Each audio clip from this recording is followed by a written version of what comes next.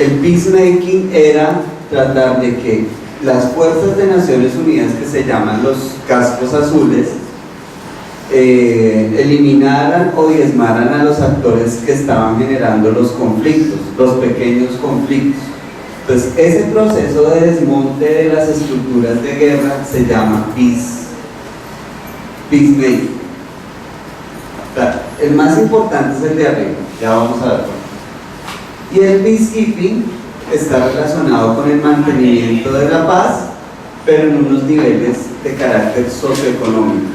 Es decir, que la sociedad pudiese encontrar, mediante procesos de reconstrucción económica, reactivación de las fuerzas productivas, muchísima ayuda internacional del desarrollo para que los países pudieran volver a reencontrar sus capacidades, las sociedades pudiesen reencontrar sus capacidades económicas, se hacía a través del peacekeeping, y eso tiene unas fases. Eso no es, por les digo, eso no es un proceso de ya. Se acabó la guerra, se silenciaron los fusiles y listo. Entonces, la primera experiencia que nosotros tenemos es de Naciones Unidas, y la más importante que devino en estos dos enfoques es el peace building. El peace building tiene que ver con el tema de la construcción de la paz, pues como su traducción lo dice, pero realmente el significado es cómo se aumentan las capacidades para que la sociedad gestione sus conflictos de manera pacífica. Esa es como la estructura conceptual del concepto desde Naciones Unidas, desde Naciones Unidas. Entonces, simplemente es mejorar la capacidad del Estado, mejorar la capacidad de la sociedad para solucionar sus diferencias y sus conflictos, crear institucionalidad. O sea, eso no es, por eso les digo, eso no es un proceso de llano, eso tiene unas fases. La primera fase es esta es la segunda y esta es la tercera. Pero para lo que nosotros queremos, esta puede ser la más importante, eso puede ser parte del enfoque. Luego, en los años 60 y 70, desde Suecia y desde Noruega, diferentes teóricos de la paz abordaron sí el concepto que se había comenzado a construir desde Naciones Unidas, pero más desde la promulgación de los derechos humanos, desde 1948, que surge la declaración. Entonces, ¿qué estaba pasando en los 60s y los 70s en el mundo? O sea, se había acabado la Segunda Guerra Mundial en 1945, entonces ya llegó la paz a todo el mundo. No, estábamos viviendo procesos de descolonización, de liberación de algunas colonias en África y Asia por parte de algunas potencias europeas, procesos nacionalistas, procesos de independencia. Entonces esto, y algo que impactó mucho al mundo en los años 60 y 70 fue la guerra de Vietnam. Entonces estos teóricos comenzaron a pensar que la paz no era simplemente el silencio de los fusiles, ni que las sociedades aprendiesen a construir o a generar capacidades para solucionar sus conflictos de forma pacífica, que los conflictos iban a seguir siendo parte de la esencia humana y de la esencia social. O sea, estas dos teorías, la de las 3 R's y la de la transformación positiva de los conflictos, reconoce que hay conflictos en la sociedad, que eso es natural en las sociedades, porque un poco la conceptualización de Naciones Unidas iba a que se acabaron las grandes guerras y ya llegaban las operaciones de Naciones Unidas y listo, las sociedades entraban en una etapa de paz. Entonces, de las 3 R's, que es Joan Galtung y Juan Pablo Lera, dijeron: no señor, dentro de la naturaleza humana hay una serie de conflictos que puede emanarse o pueden disiparse en la sociedad, porque los seres humanos somos conflictivos por naturaleza. O sea, yo me acojo mucho a la teoría de los conflictos. Soy más de que el conflicto hace parte de nuestra vida cotidiana. Entonces, Joan Galton dice, bien, vamos a hacer los procesos de construcción, pero la construcción tiene que superar, las fases de las 3 R's tienen que superar ese primer paso de la construcción, y tiene que haber un proceso de reconstrucción, de tejido social, de reconciliación y de resolución permanente de los conflictos mediante formas no violentas o no armadas. Eso se llama transformación creativa y no violenta de los conflictos. Ese es un enfoque bien importante y es algo que nos puede ayudar a construir paulatinamente el escenario que nosotros podemos trabajar y podemos crear. Entonces, cuando hablamos de transformación creativa, es que usted tiene que pensar más allá de sus propias necesidades y más allá de sus propios intereses, cómo de manera creativa vamos a solucionar un conflicto. Entonces, vamos a poner el ejemplo.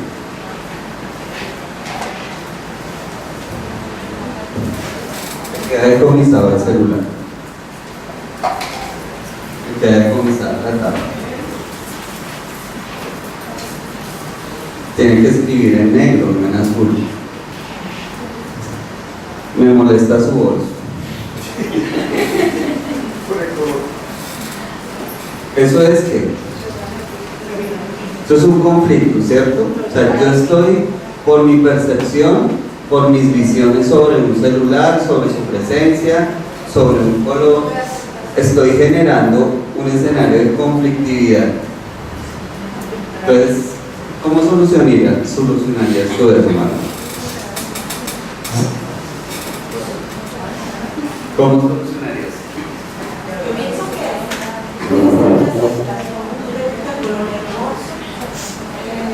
se da la gana porque ¿cómo solucionamos creativamente ese conflicto? Levanten la mano. Estoy hablando con Eliana. ¿Y quién va a levantar la mano? Manuel, Jessica, por acá Elsa, luego Luz, luego Marisol. Entonces vamos a ver. primero la aceptación y generar No quiero aceptar. generar un espacio de diálogo. No quiero dialogar.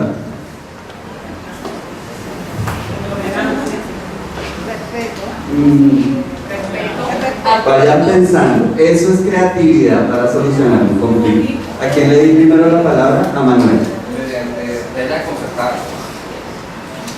Concertación puede ser una posibilidad. ¿Qué otro? ¿Qué más? Yes. Si no quieren dialogar o no quieren llegar a un acuerdo, las pueden hacer acuerdos por escrito y se utilizan a un tercero para que, pues, concilien, exacto, para que haya una mediación. Ya vamos pensando en otro, o sea, ni me gusta aceptar ni reconozco el diálogo. Ojo, eso es transformación creativa. O sea, usted tiene que utilizar su imaginación para superar un estado de cosas que lo está alterando. O sea, yo estoy alterado, no me gusta su voz, no me gusta que escriban azul y no me gusta que traiga esto. Entonces, ¿cómo? Porque eso es un conflicto. O sea, a pesar de que ustedes no lo vean, así es nuestra vida cotidiana. Es que no me gusta cómo usted implementa la ley. Es que usted no está haciendo la ley. Usted no está restituyendo, usted no está reparando.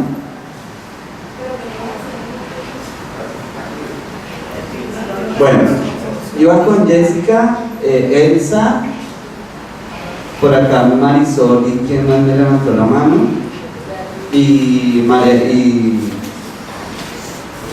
Luz Marina. Cuando dice que no le gusta esto, entrar en un conflicto o ponerme yo a llevarlo. La idea es buscar la forma, ya digo que empiezan a dialogar, pero como no quieren No dialogar, me gusta el diálogo. buscar la forma de entender por qué no le gusta ese voto o por qué no le gusta que yo diga con el por qué no se puede tratar de llegar como a conseguir algo.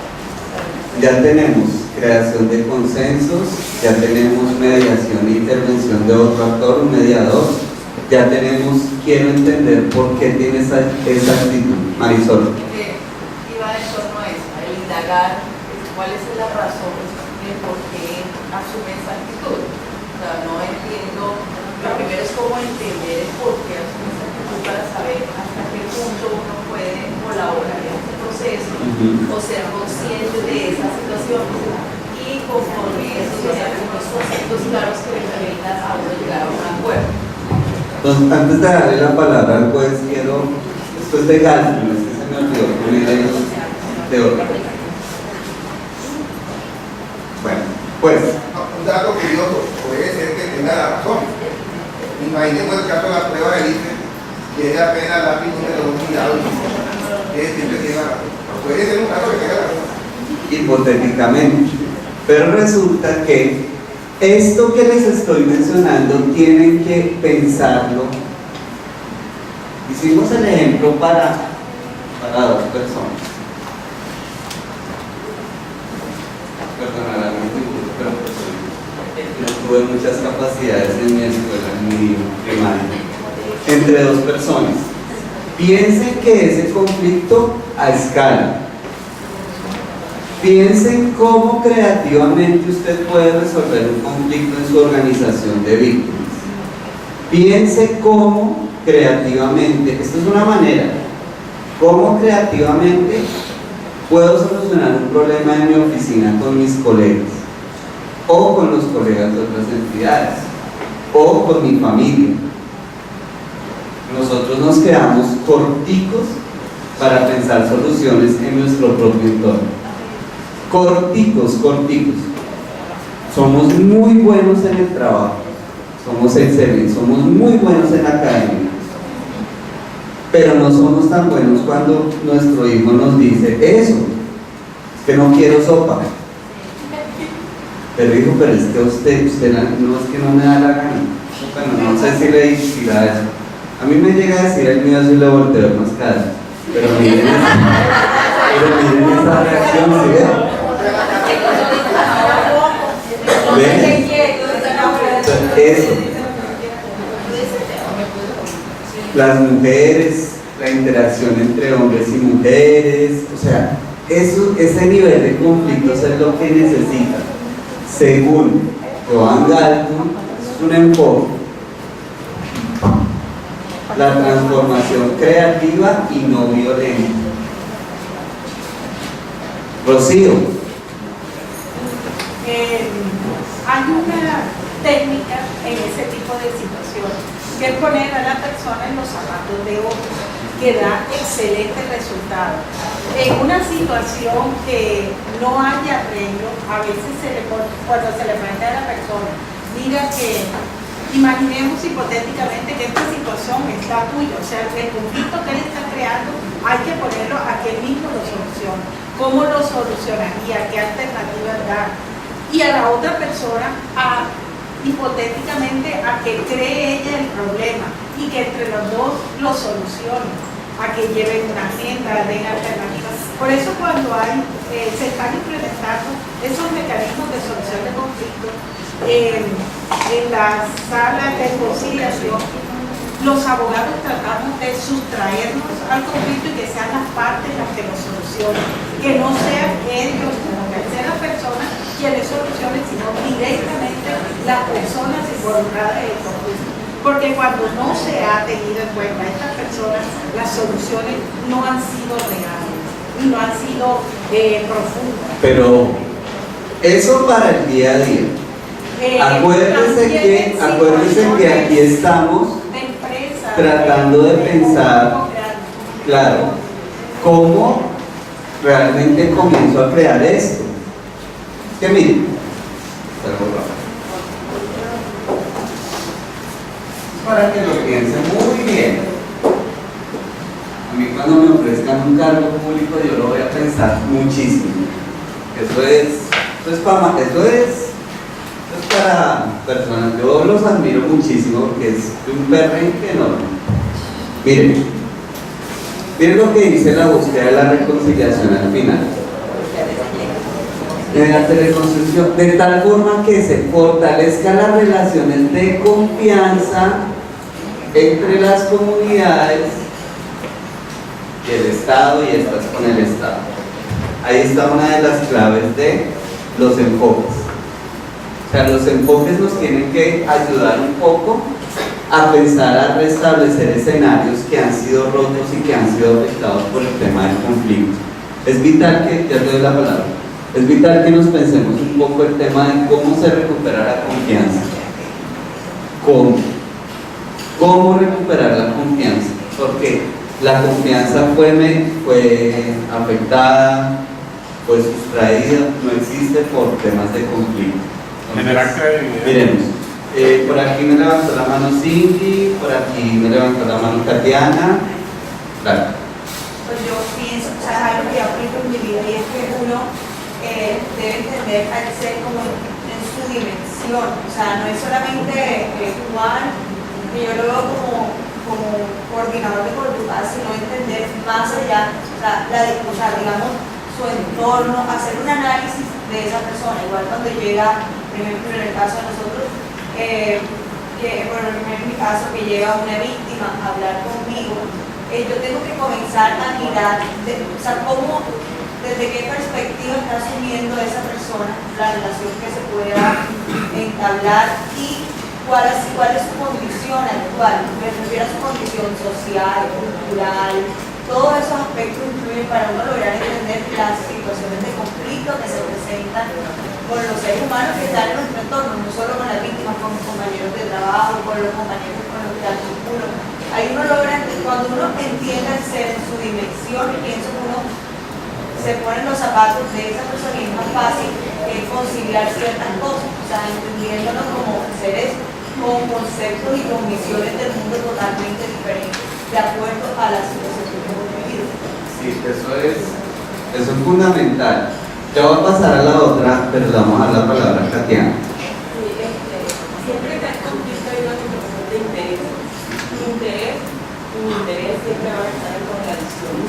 En ese sentido, una de las partes tiene que tener una dosis de tolerancia, porque si hay otra parte, la otra parte está en una condición que no hay una situación, tiene que la otra, porque si la otra persona tiene una predisposición y realmente te va a agredir y eso va a generar un conflicto. Entonces tiene que una de las partes tener un conocimiento mucho más del tema de sí, conocerse a sí mismo para poder tener esa dosis de tolerancia y empezar a buscar la alternativa de negociación. Y ahí en la alternativa de negociación tiene que entrar a seducir a la otra persona con argumentos e ideas, como la alternativa es la única forma que podemos entrar a convencer que cambiemos el pensamiento o el interés que en ese momento está en contradicción con lo mismo.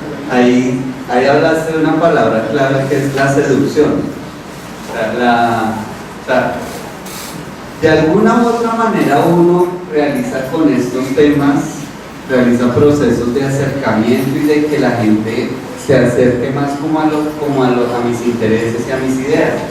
Pero realmente muchas veces para la solución, para la transformación creativa y no violenta de los conflictos, efectivamente hay que seducir, hay que atraer, hay que ganar al otro. O sea, nosotros, y acuérdense,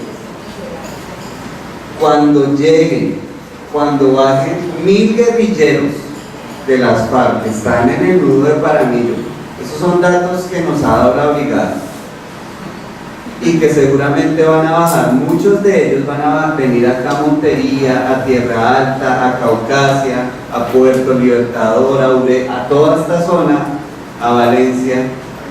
Nosotros tenemos que convencerlos y seducirlos de que la vida social, de que la reintegración es posible, pero también convencernos a nosotros mismos que esas personas pueden tener una oportunidad de vida y que nosotros como funcionarios públicos debemos dársela, porque ellos, ya doy la palabra, porque ellos tuvieron puede que no hayan podido escoger su vida o puede que la hayan podido escoger. Yo siempre les decía a mis estudiantes chiquilines, decía, hay dos maneras de ganarse la vida, la fácil o la difícil. Yo escogí la difícil. La fácil tiene menos duración, aunque tiene muchas ganancias en lo inmediato. La difícil te va a costar mucho más, pero en el transcurso de la vida vas recogiendo tus frutos. Entonces, muchas veces eso de tomar la opción legal o ilegal, los caminos, a veces en zonas rurales no es posible escoger. Y los que conocen las zonas rurales saben de lo que yo estoy hablando. Entonces, ojo, el seducir, el atraer, venga para acá y mire que por este lado es mucho mejor. No es la única alternativa, pero esta es la mejor. Cindy y el juez pues levantó la mano. Yo pienso que retomando lo que decía Daniela, que el trabajo y el reto más grande está en uno conocerse, autocontrolarse, y es muy difícil y como apropiarse de lo que está haciendo, porque a veces nosotros como funcionarios estamos en las entidades, pero no alcanzamos a dimensionar el impacto que tiene hacer las cosas bien o mal, o sea, esa pequeña diferencia o entregar lo que tú decías, o que nuestro compromiso sea más fuerte, o que nuestro trabajo sea solamente por cumplir con una labor diaria. Entonces, el reto principal es ese, o sea, nosotros hacer consciente de que lo que estamos haciendo está transformando la historia de un país. Eso es lo primero. Y luego, por lo menos en el caso que tú decías de la reconciliación, yo hablaba con alguien que estaba en la serie, que lo más difícil no es solamente que las personas que están en los grupos hermanos de la ley asuman o decidan reintegrarse, sino que la sociedad civil lo hacer y diga, está bien, te voy a emplear. Eso es para lo que nosotros debemos preparar, porque es el reto más grande que viene luego del acuerdo, de los acuerdos que pasan. Pues, profesor, eso tiene razón en el tema de principios. Pero la técnica estamos hablando de técnicas de solución de conflictos. Una de las técnicas que nos enseña es duro con el conflicto, suave con las partes. Y a mí nos lleva a eso, a ganar confianza. Uno tiene que ganarse la confianza de las personas que están interactuando con uno en todas las circunstancias de la vida. Por ejemplo, en el caso particular de su juez, nosotros nos toca recibir testimonio, interrogatorio de personas que nunca hemos visto, y dentro de ellos también incluida la gente. ¿Y qué nos toca? Ganarme la confianza de ellos en un minuto, porque nunca lo he visto. Y hay cámara, y hay micrófono, y se les está preguntando. Y dentro de esa confianza que hemos llevado, que nos hemos ganado, nos han dicho muchas cosas que no han dicho en la unidad de tierra, que no dijeron en la unidad de víctimas.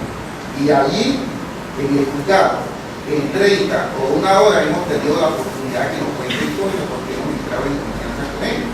Y aquí está el testigo del señor procurador del juzgado, que también en ese mismo tono y esa misma sinfonía ha logrado que esas personas nos comenten muchas cosas, incluso de su vida particular, y eso nos ha llevado a que nos cuenten otras cosas que no tienen que ver directamente con la restitución de la tierra, pero tiene que ver con homicidios o con otras situaciones que se presentaron, que al fin y al cabo todo eso está interactuado y la ley dice que tenemos que compulsar copia para que las personas que tuvieron respondan por sus hechos para efectos de memoria histórica. Entonces sí, hay que ganar la confianza, y usted gana la confianza en un minuto o la pierde en un minuto. Es como el caso de los expositores. Dicen los que saben de oratoria que cuando llega un orador, el público lo califica en 30 segundos en un minuto, y usted en un minuto, 30 segundos pierde el auditorio o se lo gana. Así son las cosas. bueno, entonces terminamos los enfoques y tomamos el refrigerio para pasar al punto de la reconciliación, que es el que más me gusta abordar en este tema. Entonces, miren, el enfoque de Galton, desde mi perspectiva, es muy complejo en la conceptualización, o sea, el hombre sí escribe para académicos, pero es muy bueno. En cambio, Lederach sí es más práctico. Yo los invitaría mucho a que leyeran un texto que se llama La imaginación moral, que es un texto lindísimo, que nos habla mucho de cómo hacemos paz en muchas de nuestras actitudes, en muchas de nuestras cosas que suceden en la cotidianidad. Ese texto no es fácil de conseguir en internet, tocaría mirar cómo lo podemos ubicar, por lo menos un par de capítulos que son muy interesantes. La imaginación moral, que Lederach tiene John Paul Lederach o Juan Pablo Lederach. Entonces Juan Pablo, que fue el teórico que vimos al principio en el video, él habla ya no de transformación creativa, sino de transformación positiva, y es por lo siguiente. Resulta que hay dos conceptos de paz: la paz negativa y la paz positiva. Entonces nosotros asociamos y tenemos esa idea conjunta y común como sociedad colombiana de que la paz la vamos a lograr cuando se acabe la violencia. Eso es lo que muchos colombianos creen. O sea, usted mira las encuestas que hacen sobre los procesos de paz, sobre los diálogos, y mucha gente cree en el proceso. O sea, está de acuerdo con el proceso de diálogo de La Habana, y más del 70% le dice que sí. O sea, que creen que ese proceso nos va a llevar a que se termine la violencia desde la paz negativa.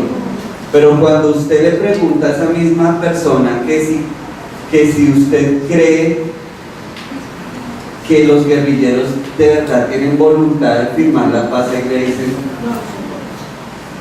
no. O sea que no entiende que ese diálogo, que la firma de un acuerdo de fin de conflicto es un camino que me lleva a construir ¿qué? Un proceso.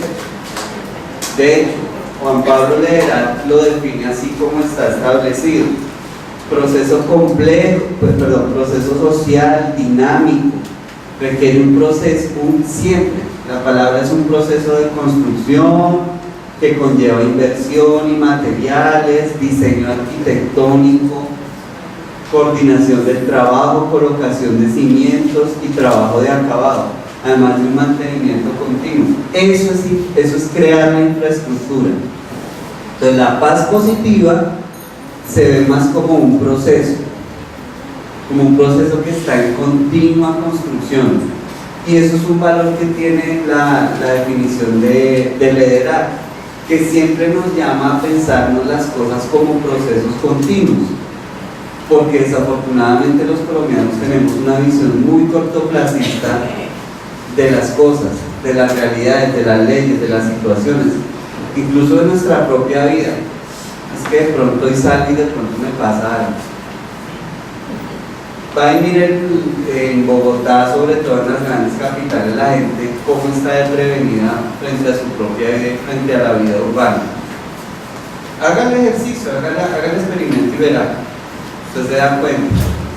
Entonces, aquí el proceso de la paz positiva se va a relacionar mucho con el tema de los derechos humanos, el desarrollo y el respeto al medio ambiente.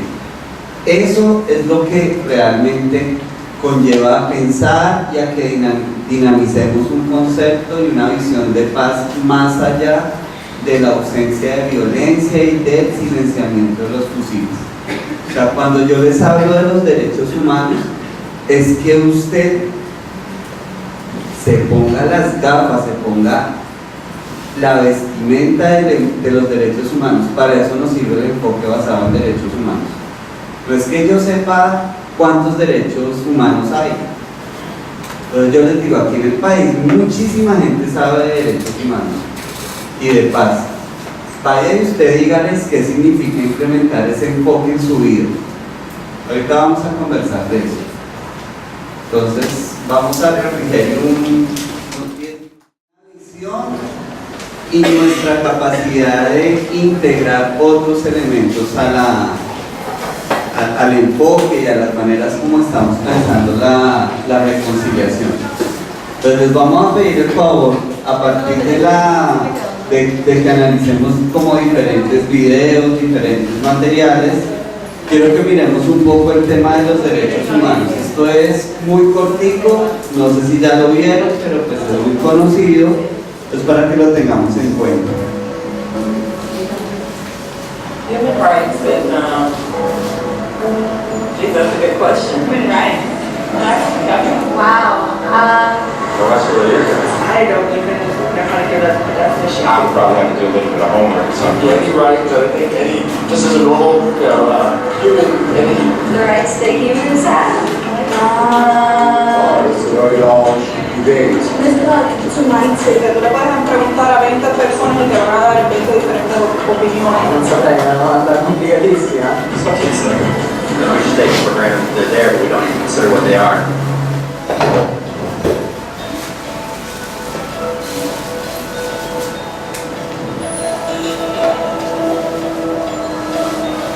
Los derechos humanos son los derechos que simplemente tienes por el hecho de ser humano. Es la forma que instintivamente esperas que se te trate y el trato que mereces como persona, con el derecho a vivir en libertad, a expresar tus pensamientos y a ser tratado con igualdad. Hay muchos tipos de derechos. La mayoría es aplicable a ciertos grupos. Pero los derechos humanos son los únicos que corresponden absolutamente a todos, en todas partes. Significa niños, personas mayores, gente pobre, basquetbolistas, recolectores de basura, cantantes, maestros africanos, indios, salvados, cristianos, musulmanes, cabalistas, ateos, tu mamá, tu papá, tu vecino y tú mismo. Todos tienen exactamente los mismos derechos humanos. En otras palabras, son universales. Pero la pregunta sigue, ¿qué son? The human rights. What the human rights are? The right to live. Equality between all peoples. Right to religion, the right to... Is there supposed to be a list somewhere I should be aware of? De acuerdo con las Naciones Unidas hay un total de 30 derechos humanos que generalmente se agrupan y sencillamente se llaman derechos humanos. Todos ellos se enumeran en la Declaración Universal de Derechos Humanos, que es el documento más ampliamente aceptado sobre el tema. Pero fue hace mucho tiempo cuando surgieron.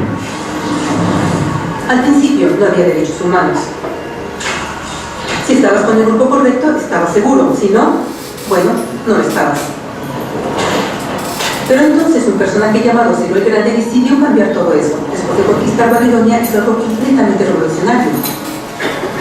Anunció que todos los esclavos eran libres. También dijo que la gente tenía la libertad de escoger su religión sin importar de qué grupo formara parte. Documentaron sus palabras en una lápida de barro conocida como el cilindro de Ciro, y así nacieron los derechos humanos. La idea se extendió rápidamente a Grecia, la India y finalmente a Roma. Se dieron cuenta que las personas siguen naturalmente ciertas leyes, aun si no se les pedía. Llamaron a esto ley natural, pero siguió siendo pisoteada por los que tenían el poder. No fue sino hasta 1000 años después, en Inglaterra, donde finalmente lograron que el rey aceptara que nadie podía invalidar los derechos de las personas, ni siquiera el rey. Los derechos de las personas fueron finalmente reconocidos y ahora estaban protegidos de quienes estaban en el poder, hasta cierto punto. Aún se necesitó que un grupo de rebeldes británicos declararan su independencia antes de que el rey aceptara que todos los hombres fueron creados iguales. No es que le gustara la idea, pero no los pudo detener, y así nacieron los Estados Unidos. Los franceses siguieron inmediatamente con su propia revolución por sus propios derechos. Su lista era más larga e insistieron en que esos derechos no solo se habían ideado, sino que eran naturales. El concepto romano de ley natural se había convertido en derechos naturales. Desafortunadamente, no todos estaban entusiasmados. En Francia, un general llamado Napoleón decidió derrocar la nueva democracia francesa y se declaró emperador del mundo. Por poco lo logra, pero los países de Europa unieron sus fuerzas y lo vencieron, y los derechos humanos estuvieron otra vez en boga. Se redactaron acuerdos internacionales garantizando ampliamente muchos derechos en toda Europa, pero solo en Europa. De alguna forma, el resto del mundo todavía no tenía esos derechos.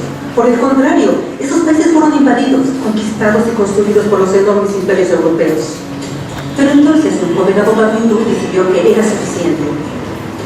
Su nombre era Mahatma Gandhi. Y ante la violencia insistió que toda la gente en la tierra tenía derechos, no solo en Europa. Finalmente, incluso europeos empezaron a estar de acuerdo. Pero no iba a ser fácil. 2 guerras mundiales surgieron. Hitler exterminó la mitad de la población judía de la tierra en horribles campos de concentración nazis. En resumen, 90 millones de personas murieron. Los derechos humanos nunca habían estado tan terriblemente cerca de la extinción, y el mundo nunca había estado tan desesperado por un cambio. Así los países se unieron y formaron las Naciones Unidas. Su propósito básico era reafirmar la fe en los derechos humanos fundamentales, en la dignidad y el valor del humano. Pero, ¿qué son los derechos humanos? ¿Eran las proclamaciones de Sion, las leyes naturales de Roma, las declaraciones de Francia? Todos parecen tener una idea un tanto diferente de lo que los derechos humanos deben ser. Pero bajo la supervisión de Eleanor Roosevelt, finalmente estuvieron de acuerdo en un grupo de derechos para todos absolutamente. La Declaración Universal de Derechos Humanos. El concepto francés de derechos naturales se había convertido finalmente en derechos humanos. Así en resumen, primero solo unas cuantas personas con suerte tenían algunos derechos, hasta que una de estas personas decidió, oye, otras personas también deberían tener algunos derechos. Lo cual fue grandioso, excepto que no todos estuvieron de acuerdo, y solo costó unos cuantos miles de años de lucha, declaraciones y más lucha hasta que todos finalmente aceptaron que los derechos humanos deberían ser para todos, y vivieron felices por siempre. Excepto por un pequeño problema. Si la gente tiene el derecho a alimentación y cobijo, ¿por qué 16.000 niños están muriendo de hambre cada día? ¿Uno cada 5 segundos? Si la gente tiene libertad de expresión, ¿por qué miles están en decisión por expresar sus ideas? Si la gente tiene derecho a la educación, ¿por qué más de 1.000 millones de adultos son incapaces de leer? Si la esclavitud ha sido abolida realmente, ¿por qué 27 millones de personas viven hoy en esclavitud? ¿Más del doble que en 1800? El hecho es que cuando se firmó la Declaración Universal de Derechos Humanos, no tenía la fuerza de la ley. Era opcional. Y a pesar de muchísimos documentos, convenciones, tratados y leyes, no eran más que palabras en papel. Así que la cuestión es, ¿quién hará que esas palabras sean una realidad?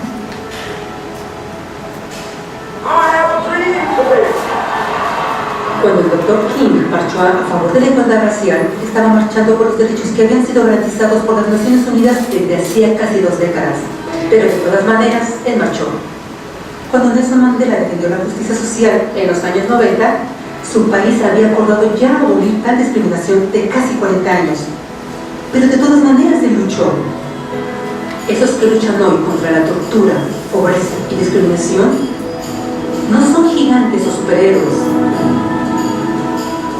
Son gente común, niños, madres, padres, maestros, individuos de pensamiento libre que no están de acuerdo en estar en silencio, que reconocen que los derechos humanos no son una lección de historia, no son palabras en una hoja de papel, no son discursos, campañas comerciales o de relaciones públicas, son las elecciones que hacemos cada día como seres humanos, son la responsabilidad que todos nosotros compartimos, de respetarnos mutuamente, de ayudarnos unos a otros y de proteger a los necesitados. Como Eleanor Roosevelt dijo, después de todo, ¿dónde comienzan los derechos humanos universales? En pequeños lugares, cerca del hogar, tan cercanos y tan pequeños que no pueden ser vistos en ningún mapa del mundo. Sin embargo, son el mundo del individuo común, el vecindario donde viven, la escuela o universidad donde estudian, la empresa, la granja o oficina donde trabajan. Tales son los lugares donde cada hombre, mujer y niño busca igualdad de justicia, igualdad de oportunidades, igualdad de dignidad sin discriminación. A menos que estos derechos tengan un significado ahí, no tendrían significado en ninguna parte.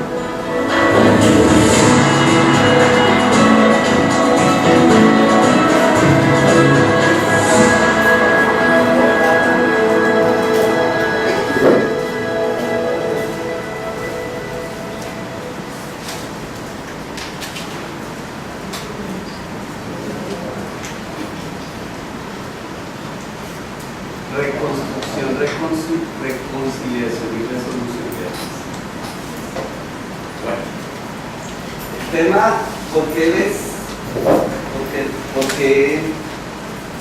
¿por qué hablamos de derechos humanos en un escenario de ley de víctimas, de reconciliación? ¿Eso cómo lo incorporamos? Es muy sencillo, porque como yo les dije al inicio, hay muchas personas que sabemos de derechos humanos.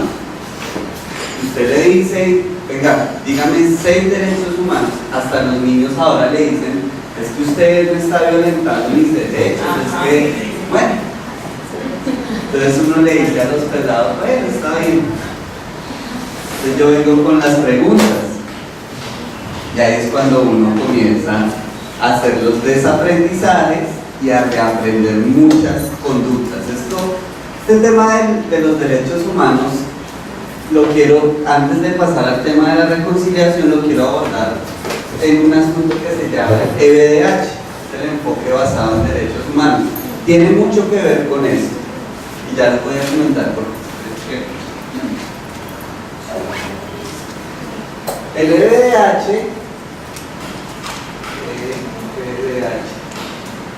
es una metodología para que nosotros incorporemos, no solamente en el discurso, sino en la práctica, lo que significan los derechos humanos.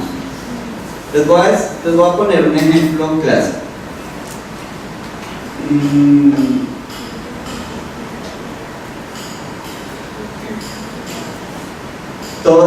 Muchas de las personas acá tenemos una persona que nos apoya con el tema del aseo, la casa y esto, ¿cierto? Bueno, yo tengo una persona que es mi apoyo, es nuestro apoyo para la familia. No le decimos nuestra empleada, porque ahí es donde comenzamos a incorporar el tema del enfoque basado en derechos humanos. Entonces, cuando yo llegué aquí a Montería, yo vivía aquí en la margen izquierda, en un barrio muy cerca. Entonces yo veía como todas las mañanas, a partir de las 7 de la mañana, comenzaban. Yo no sé si ustedes se han visto una película que salió hace como unos pocos años que se llama Historias Cruzadas, se llama The Help, sobre la historia de cómo fue que fueron ganando derechos y cosas las empleadas afrodescendientes en Mississippi. Es muy linda esa película, se la recomiendo profundamente. Es una película para pensar mucho.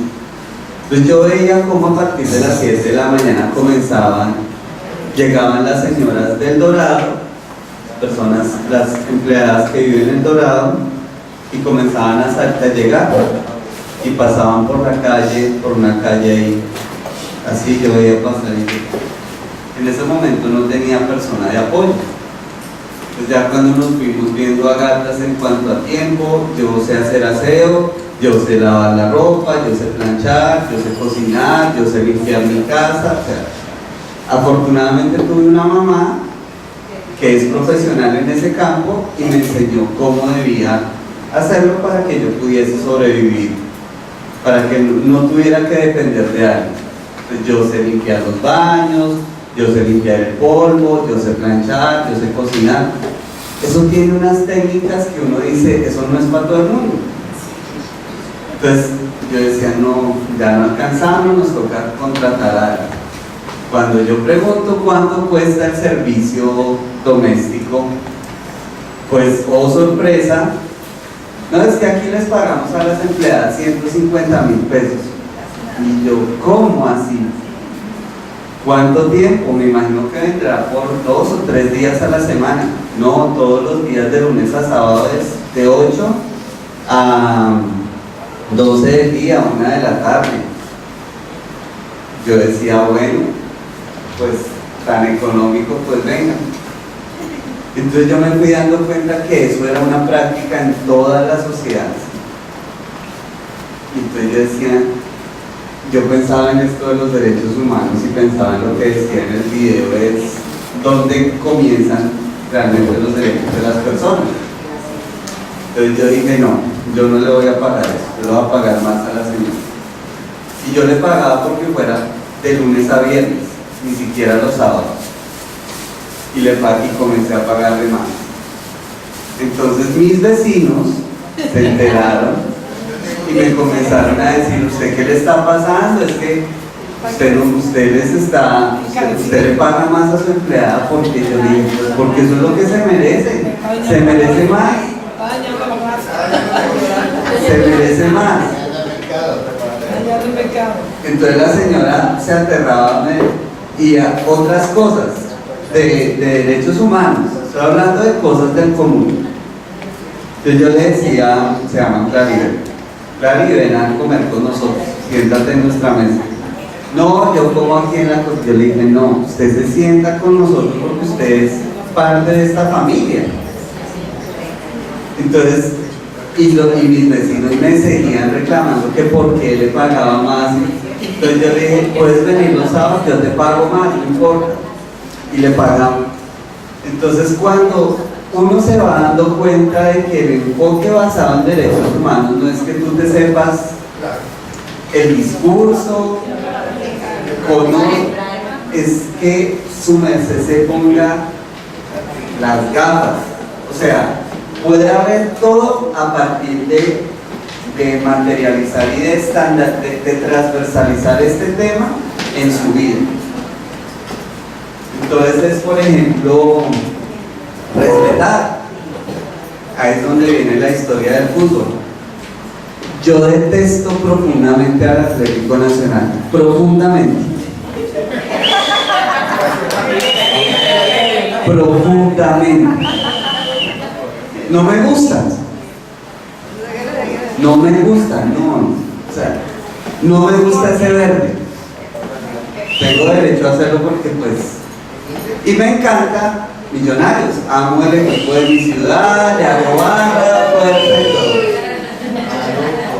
Pues cuando mi esposa yo soy muy pasional y muy emocional en los partidos.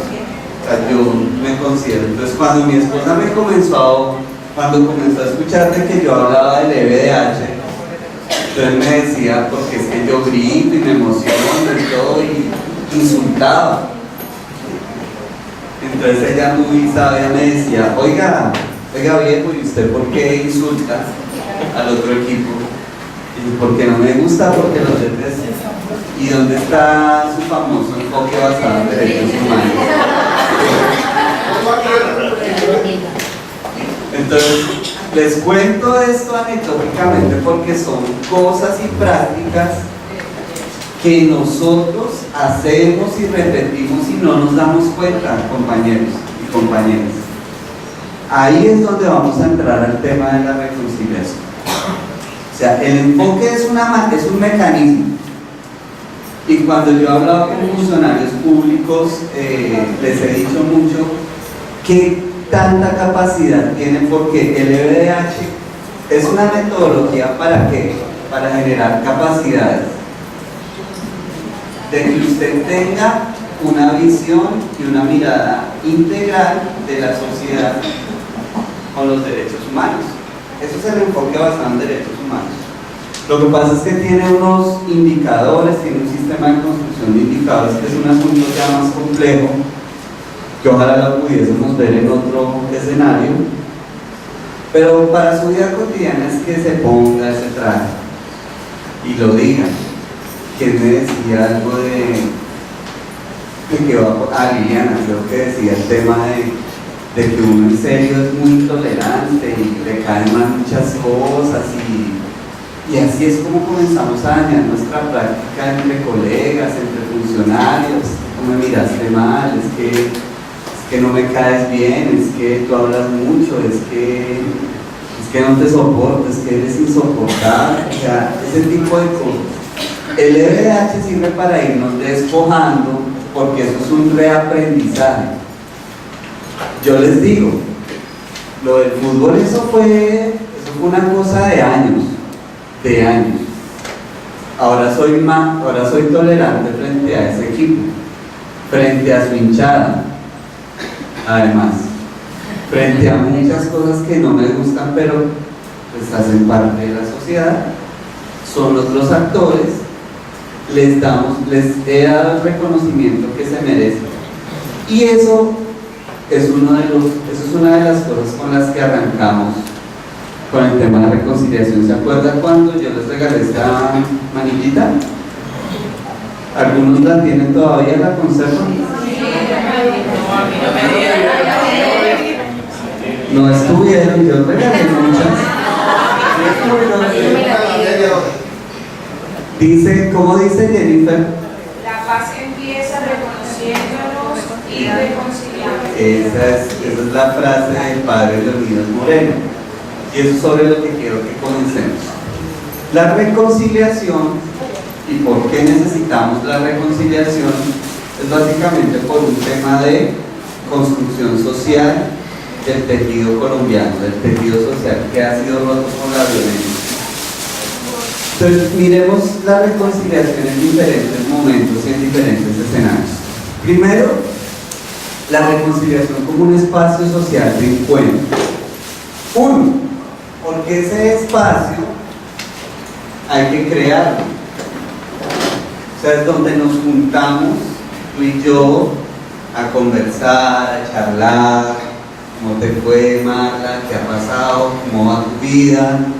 ¿Qué me cuentas?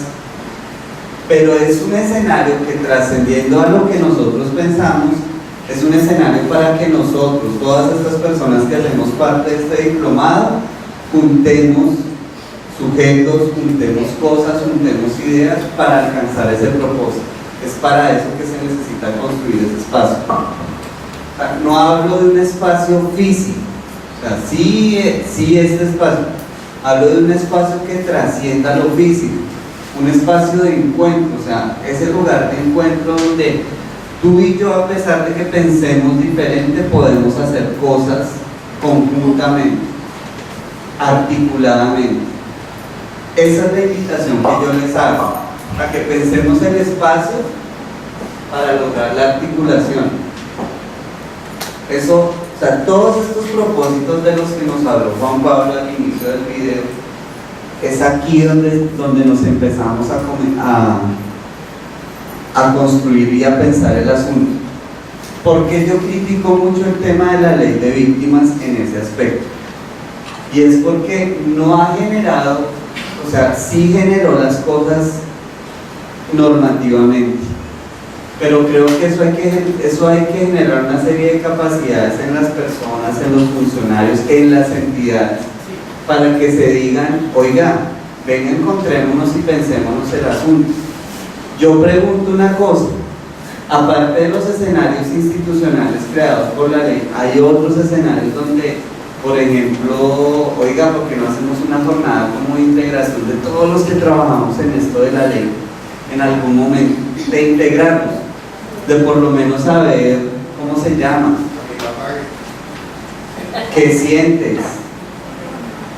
Eso se le puede conseguir plata, pues eso es lo de menos, la plata es lo de menos, es para qué nos podemos integrar y para qué podemos construir ese espacio. Vayamos pensando en eso. Eso es lo que queremos a futuro después del diplomado. Miren lo que dice, como aporte a la reconciliación y a la construcción de la paz. Vayan pensando esos escenarios. Aunque usted no lo crea, creación de esos escenarios de reflexión y de análisis generan recursos, generan proyectos. Eso se puede pensar por un proyecto y se puede fortalecer. Segundo,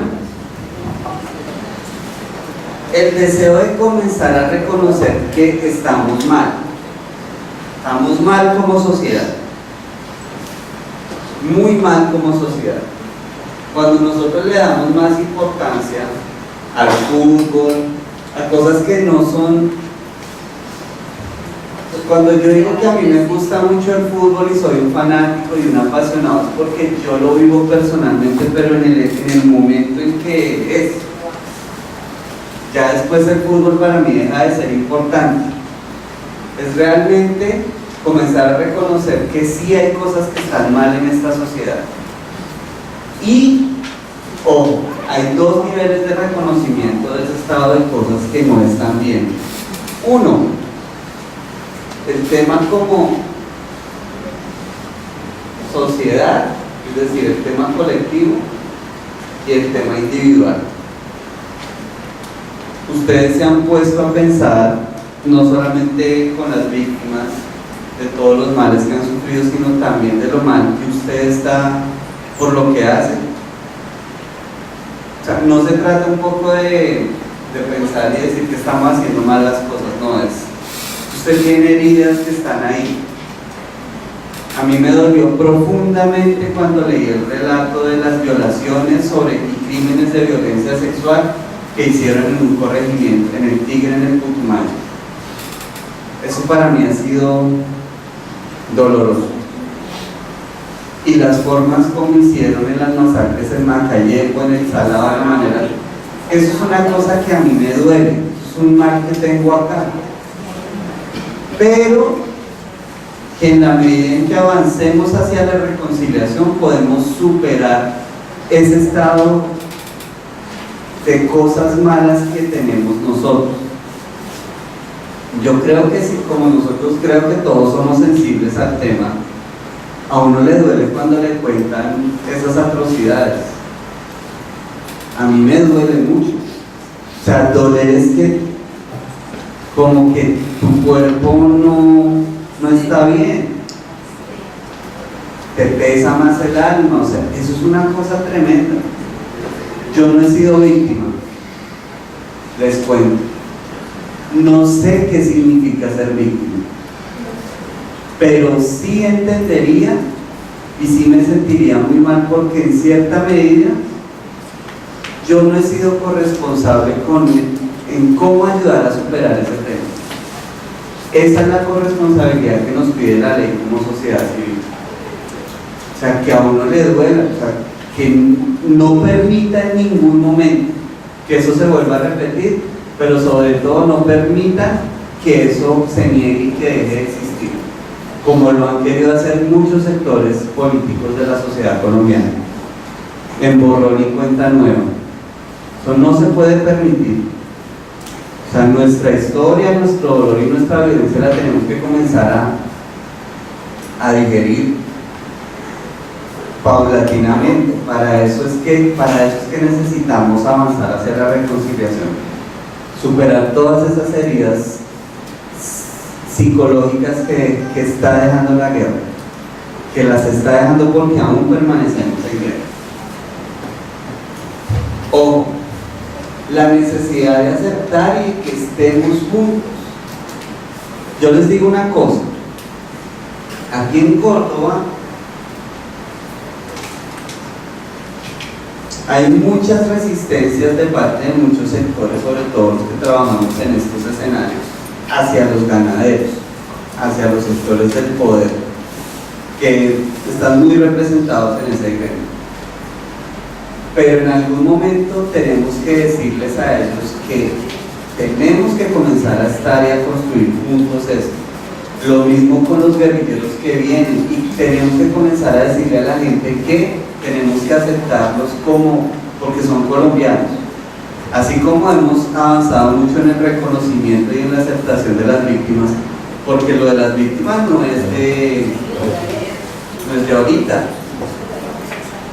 Es una lucha que lleva más de 20 años de las víctimas porque las reconozcan. Entonces, aquí es donde viene el tema de la aceptación y de estar juntos, una de las claves del reconocimiento.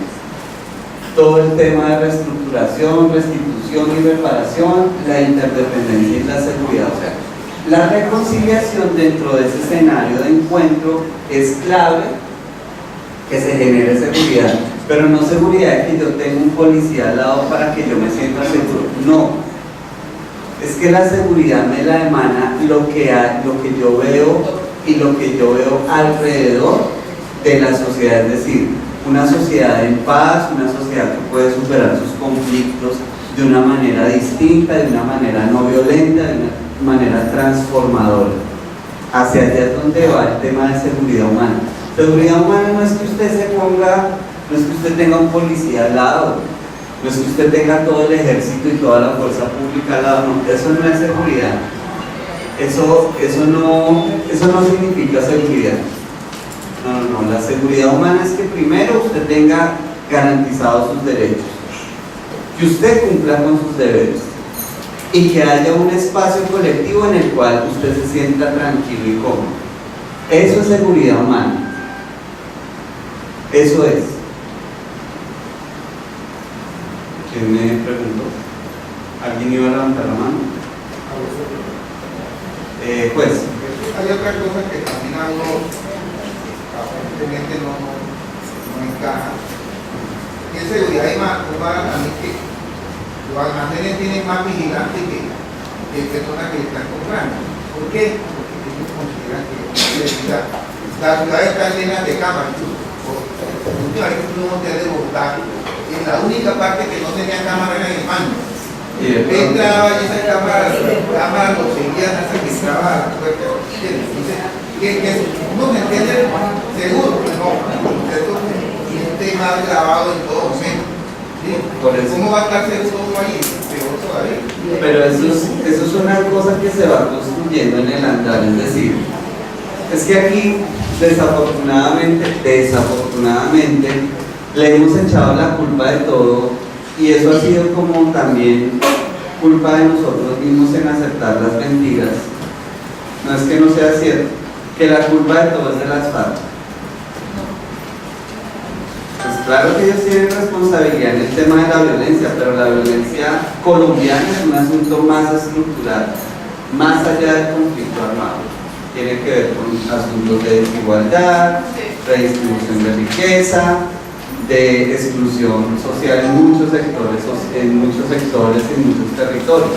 Entonces, cuando yo les hablo del tema del espacio, es un espacio que tiene unas características, pero que necesita de la voluntad de cada uno de nosotros y del esfuerzo. Esto lo señala Lederach en el libro sobre reconciliación en sociedades divididas. Esto estoy tomándolo de la propuesta de Lederach. Que si eso es un desafío, pues claro. Es que mire, las fuerzas y las ideas pueden ser completamente separadas, pero al mismo tiempo completamente interdependientes. El tema del desarrollo económico tenemos que pensarlo pues con la gente que tiene el billete. O usted va a pensar el desarrollo con la gente que no tiene capacidades. Claro que usted lo piensa, pero usted también puede generar cambios en la medida en que usted también genere diálogo con los sectores poderosos a nivel económico.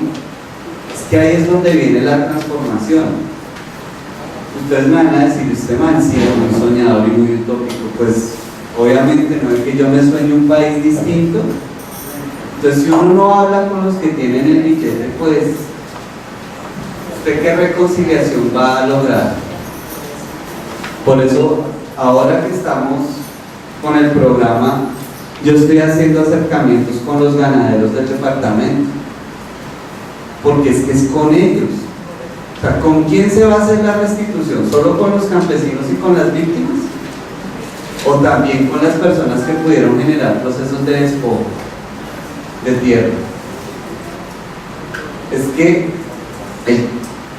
les recomiendo mucho que visiten Reconciliación Colombia y se den cuenta de que hay posibilidades con empresarios, con gremios, de construir la paz, de reconocernos.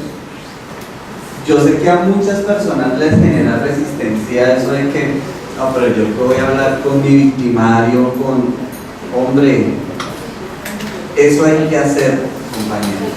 Si no lo hacemos, no avanzamos. Miren, y ojo con esto de las paradojas. Y ese es el que y eso es, superando eso, caminando esto, es que se puede. Es la propuesta que se ha venido construyendo desde la iglesia. Miren, tenemos un pasado doloroso. Lo que vivimos atrás es una cosa que esperemos no se vaya a repetir, que se repite en muchos aspectos, pero que si miramos en el futuro lo vamos a puede ser un asunto y un proceso interdependiente. Cuando a las víctimas, y lo voy a hablar desde mi papel de no víctima, es decir, las víctimas en este momento me pueden dar palo. Cuando hablamos de recordar el pasado sin dolor, es un asunto de asumir el perdón hacia mi situación como víctima y hacia mi victimario. Es una propuesta de justicia restaurativa que ahora les muestro. Un señor está desarrollando en Medellín con presos de la cárcel de Bellavista. Es una historia muy linda, muy interesante que podemos mirar. Y es cómo reconoce su pasado doloroso, pero cómo también proyecta un futuro que tiene mejores posibilidades. Eso es clave, pero eso es algo que es clave, pero que no nos deja pensar hacia dónde vamos. O me quedo en el pasado doloroso o avanzo. O cómo hago para que esos dos asuntos sean interdependientes. El punto de encuentro entre la verdad y la misericordia para una relación renovada. Eso tiene que ver con la iglesia. La verdad es algo que se necesita, pues, para que conozcamos efectivamente qué pasó y para que miremos hacia adelante. Pero la verdad tiene que también tener unos componentes muy dinámicos. Ahora que estamos pensando el tema con el foro de las víctimas, de las propuestas que se van a llevar a La Habana, uno dice, las víctimas de los paramilitares, 20 años, por ahí. Las víctimas de las FARC, casi 50 años. Y entonces el reto es cómo vamos a tratar de asumir esa verdad que va a ser muy dolorosa, sobre todo porque las víctimas de las FARC están muy asociadas a sectores del poder en el país y ellos tienen efectivamente poder. ¿Y dónde van a quedar las otras víctimas de los agentes del Estado, de los mismos paramilitares que aún no han tenido verdad sobre los hechos victimizantes? Eso es un asunto complejo que hay que comenzar a pensar para el tema de la infraestructura para la paz, pero al mismo tiempo de esa verdad, ¿qué otros asuntos se pueden desprender? Entonces, miren, Monseñor Héctor Fabio Henao habla de construir un futuro común. La construcción del futuro común es que a esos temas de la verdad, de la justicia, de la paz, hay que darles un tiempo. Y ustedes tienen que ser arquitectos y constructores de esos procesos. Todos. Pero aquí la institucionalidad es vital para eso. O sea, va pensándolo muy bien. Cuando salgan esos guerrilleros, cuando se reintegren esos guerrilleros,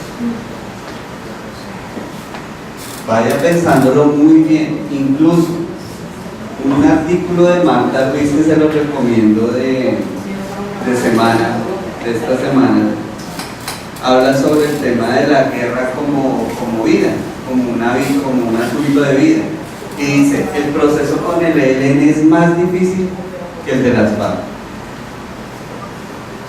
Y los helenos son poquitos, pero todavía siguen. ¿Por qué es más difícil? Porque es que las características del ELN, o sea, su propia filosofía es mucho más anarquista que el ideario de las FARC. Entonces, cuando se habla de un anarquismo entre sus filas o en su filosofía como grupo guerrillero, es que no reconocen a ningún Estado. El anarquismo finalmente va porque haya una sociedad sin Estado. Entonces ellos han insistido en dos puntos del tema, el tema minero energético y el tema de las fuerzas militares, que se incorpore eso en la agenda. El Estado muy difícilmente vaya a lograr incorporar esos dos temas. Entonces, si los guerrilleros del ELN no llegasen a reintegrarse o reincorporarse a la vida civil, pueden perfectamente reciclarse en grupos, en bandas armadas, en grupos emergentes. Con la dejación de la paz, sí que se da, se fortalece el ELN. Sí, entonces por eso tienen que ir los dos procesos de la mano. O sea, un proceso de paz exitoso tiene que llevar a las dos guerrillas a que se firmen acuerdos. Pero el ELN es más complejo por eso. Les recomiendo que lean, Jennifer, subamos ese artículo al correo de estudiantes.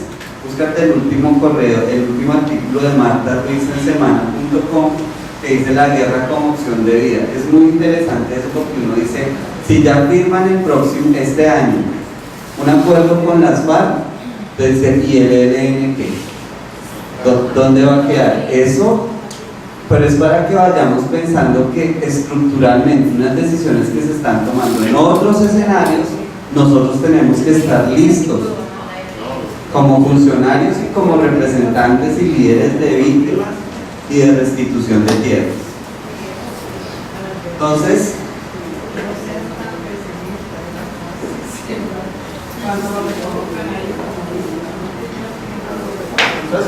es completo. Acuérdense de la clase de Paola García, de que se necesita hacer el desarrollo rural con enfoque territorial, pero el modelo de desarrollo económico va en contravía de eso. Acuérdense de eso. Tengan en cuenta y presente todo ese escenario, todo ese contexto que puede ser adverso para la implementación de la reconciliación y la paz.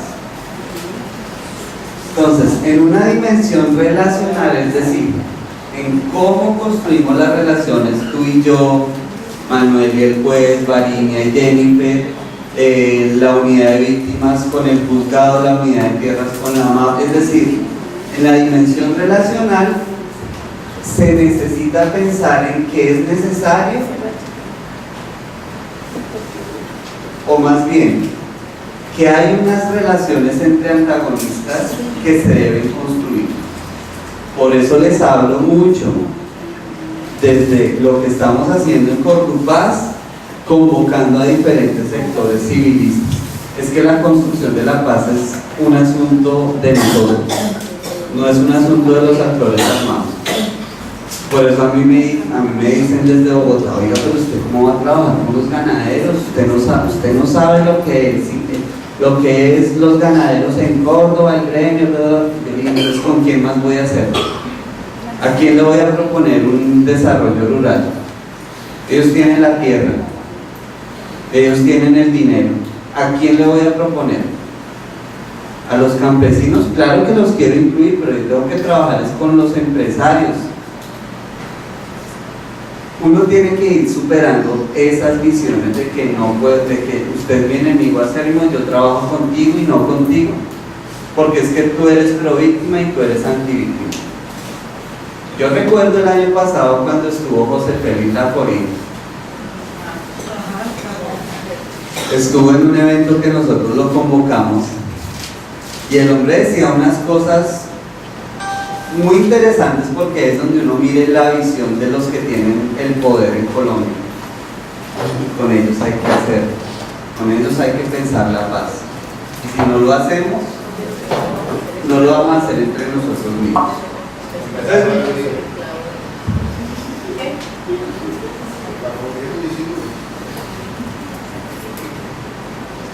Lo que sucedió el 15 de junio.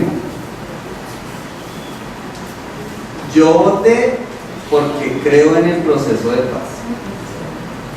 Espere que aquí la tengo. Ahí está. Eso sucedió en Colombia. Muchos, a pesar de que creamos que el gobierno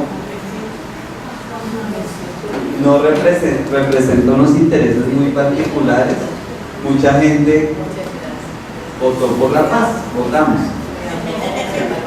Pero hay 7 millones de personas que no creen en eso. 7 millones. Eso es una cantidad de gente muy grande.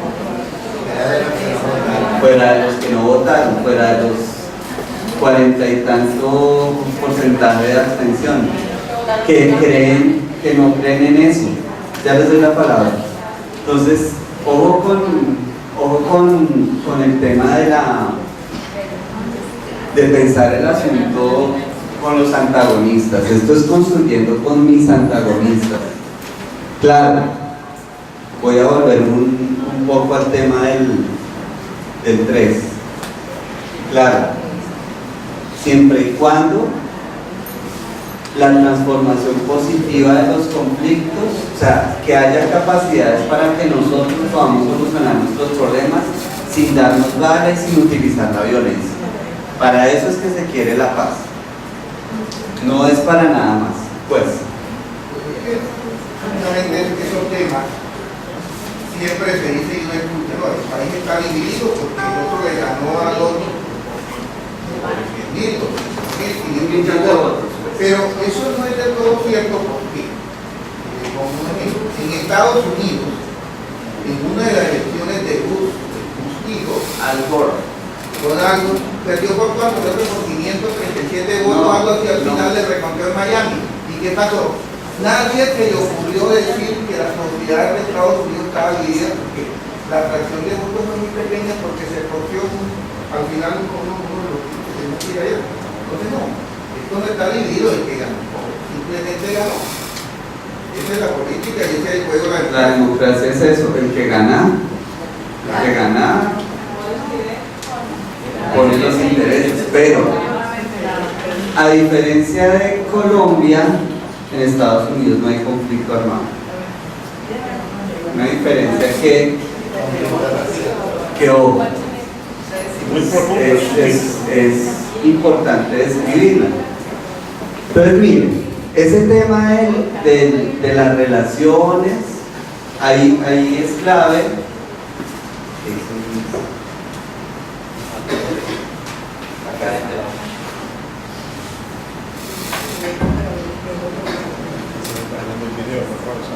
Los encuentros sirven para que la gente mire, analice y comience a hacer sinergias entre diferentes intereses.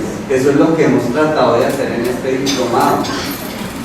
Ya no sé si han ido bajando los niveles como de que usted no hace, que sí hace.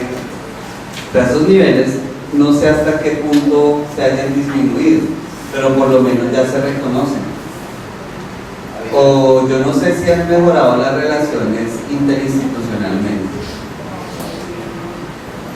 Si no han mejorado, entonces creo que vamos por mal camino.